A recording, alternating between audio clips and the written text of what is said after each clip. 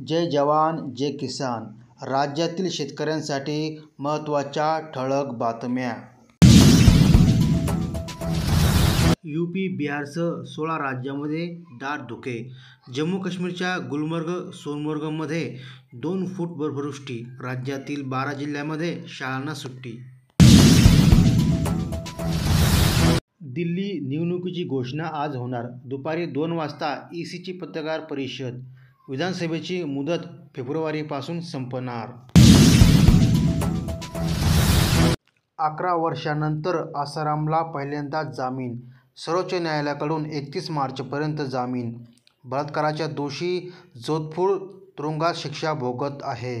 जोधपूर मध्यवर्ती कारागृहात बलात्काराच्या आरोपात जन्मठेपेची शिक्षा भोगत असलेल्या आसाराम वय 83 याला सर्वोच्च न्यायालयाने अंतरिम जामीन मंजूर केला आहे. सुरत येथील आश्रमात महिला अनुयायीवर बलात्कार केल्याप्रकरणी आसारामला जामीन मंजूर करण्यात आला आहे.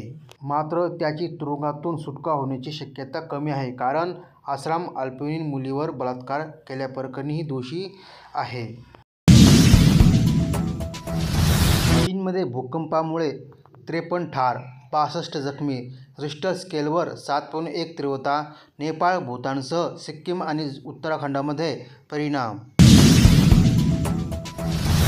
धनंजय मुंडेंनी नैतिकतेला धरून राजीनामा द्यावा, सुप्रिया सुळेची मागणी. आदर्श घोटाळ्यात आरोप झालेल्या अशोक चव्हाणांचा दिला दाखला. संतोष देशमुखांच्या मारेकऱ्यांना फाशी द्या. पुण्यात सर्वपक्षीय मोर्चामध्ये करण्यात आली मागणी.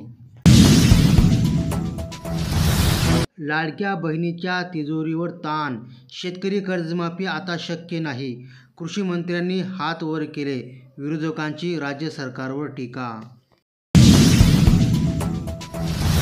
राज्यात रमाईची 1.25 लाख घरे उभारणार.